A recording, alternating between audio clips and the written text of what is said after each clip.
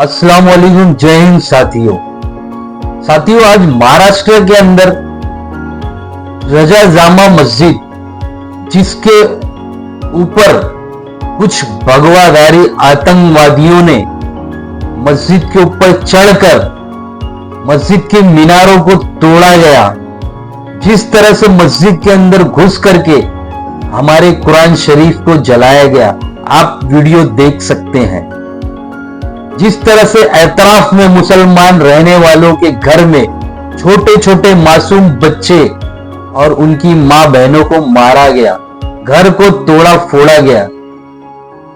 महाराष्ट्र की सरकार, हमारी मोदी सरकार खामोश होकर तमाशा देखेगी? मैं तो कहना चाहता हूं, ये घटनाएं हो रही हैं कंटिन्यू।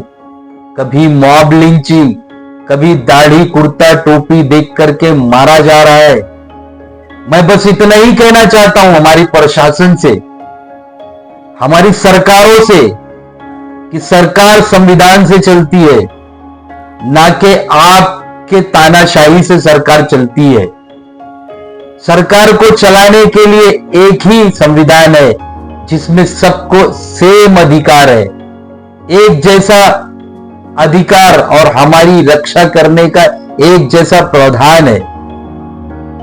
लेकिन जब मुसलमान की बारी आती है तो सरकारें आंख बंद करके तमाशा देखती हैं।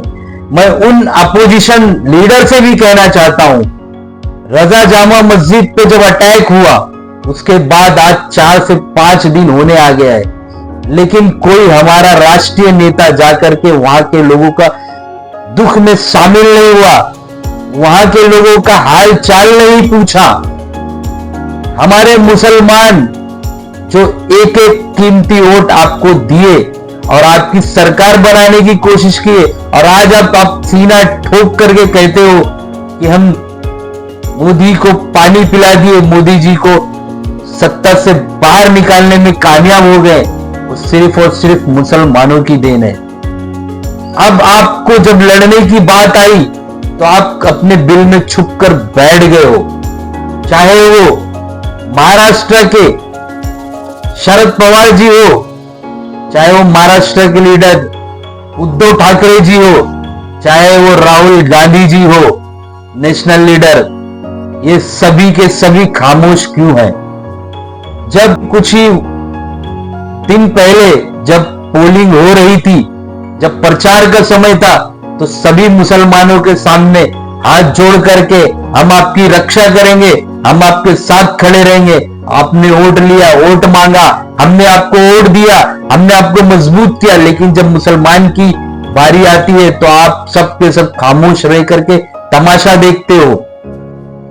मैंने वीडियो में कहा था कि राहुल गांधी को वोट देना, हमारी मस्जिदों की रक्षा करेंगे, हमारी कब्रिस्तान की रक्षा करेंगे, हमारे लोगों की रक्षा करेंगे।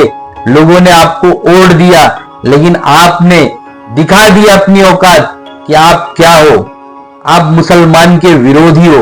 मैं उन लोगों को कहना चाहता हूं जो ये सोच, घटिया सोच रखते हैं कि मुसलमान देश विरोधी काम करता है, देश विरोधी सोचता है। मैं उन घटिया हिंदू धारी लोगों को कहना चाहता हूं, मुसलमान कभी गलत और घटिया सोच नहीं रख सकता है। वही मुसलमान है जब फिलिस्तीन पे इजराइल हमला करता है तो सारा का सारा मुसलमान प्रोटेस्ट और रोड पे उतर आता है।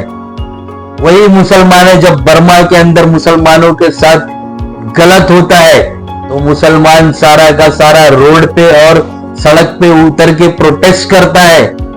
लेकिन वही मुसलमान है जिनको आप टारगेट करते हो, वही मुसलमान है जब हिंदुस्तान के अंदर घटनाएं होती है, मस्जिद तोड़ी जाती है, हमारे मौलानाओं को मारा जाता है, तब वही मुसलमान अपने घर में खामोश बैठा रहता है। क्योंकि इसलिए बैठा रहता है कि वो आपसे ज्यादा देश प्रेम करता है, वो आपसे ज्यादा अपनी धरती को, अपने मुल्क को प्यार करता है कि हमारा स्वार्थ न बिगड़े, हमारे यहाँ के आपस की भाईचारा न खत्म हो करके वो रोड पर और सड़क पर उतर के प्रोटेस्ट नहीं करता है। लेकिन मैं कहना चाहता हूं प्रशासन से कि अब सर से पानी ऊपर जा चुका है, मुसलमान बेजार हो चुका है।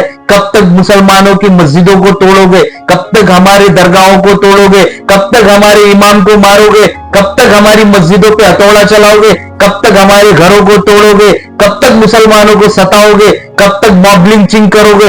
ये अब हरगिज होने नहीं देंगे, ये बंद होना चाहिए क्योंकि मुसलमान अब बेजार हो चुका है।